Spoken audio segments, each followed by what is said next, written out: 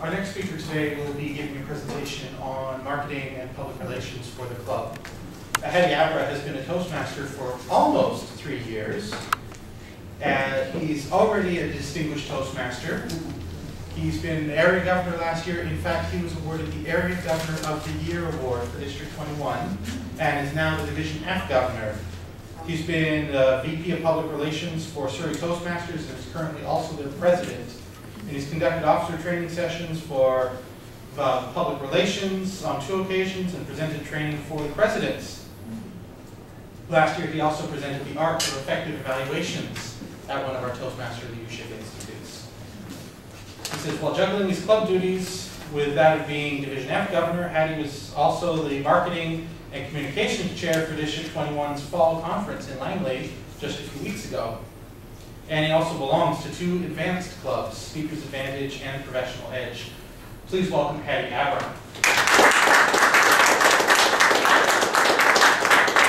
Thanks very much, Doug. I am by profession a clinical counselor. Many people come to me and tell me that they have really great days and they have really bad days. And I try to get them to have a different perspective. I suggest that instead of having good days and bad days, we have easy days and challenging days. And challenging days are the ones where we learn. Now, fellow Toastmasters, we have a challenge in Toastmasters. It's always the challenge to keep our membership up, to build those new clubs or the clubs that are failing, and to maintain our membership. We've heard many reasons why members leave, and we need to continue to be doing that. We need to be marketing all the time. Go to the next slide, please. There are 4 things I want to cover here today. What is marketing? First off, everyone's responsibility. A pod of peas. And your most important speech. So I'll be touching on each one of those. The next one, please. What is marketing? Now, here's the classic explanation of what marketing is. This sounds like it was developed by a committee. Marketing is the process of planning and promoting ideas, goods, and services to create exchanges and satisfying individual and organizational objectives. It says it, but it's kind of a fancy way of putting it. A marketing strategy should be centered around the key concept: customer satisfaction is the main goal. Now, to become a clinical counselor, it took me many years of study and training, a lot of things to do, college, university, etc. One of the greatest tools I ever learned was years before. When I got out of the Army, I took a job selling vacuum cleaners, going to people's homes selling vacuum cleaners. And from that, I learned to listen. I learned to listen to what people wanted. I learned to ask the right questions. What were their needs? What were the needs that I could satisfy? Those were things that have stayed with me over the years when I've been instructing in classrooms and counseling. This is what we need to know from people. When we have guests come, what are their needs? What are we satisfied? Next slide, please. Now, a pot of peas. Start off with a product or service. We have a process, how the service is rendered. The people, physical evidence, which is the environment, and promotion. Now, this is true of marketing regardless of what we're doing. Whether we're marketing a club or your personal business, whatever you're doing. I have a handout for this, by the way. I'll give it to you later with having all this information. Now, you'd think perhaps that promotion should be topicalized. I put it at the bottom, and I want to show you why. Because most people really don't have any idea what Toastmasters is.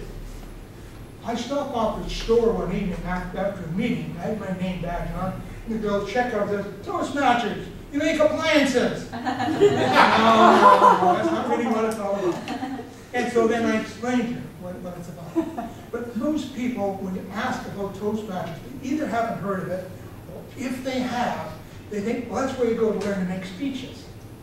Well, yes, but there's so much more to Toastmasters.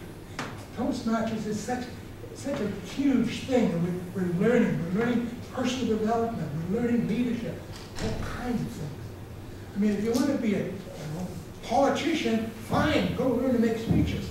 But there's so much more. And just to say that is not good enough. So people have the wrong impression. Now, I'm going to show you what will happen if we just went promotion first. Now, we're going to go through these very quickly. The next one, please. But join Toastmaster. Yes, sir. That's what it looks like with that. That's good, but militaristic looking. Next one, please.